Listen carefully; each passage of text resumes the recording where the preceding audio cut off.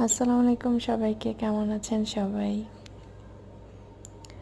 আজকে আমি জলপাইয়ের আচার তৈরি করতেছি। আসসালামু আলাইকুম সবাইকে, কেমন আছেন সবাই?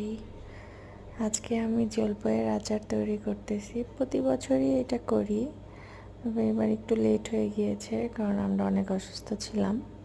তো আল্লাহর রহমতে এখন সুস্থ হয়েছি। তো আর কি করার, আচারটা তৈরি করে ফেললাম। দেখেন তো কেমন হয়েছে, সবাই জানাবেন কেমন হয়েছে। Bye bye.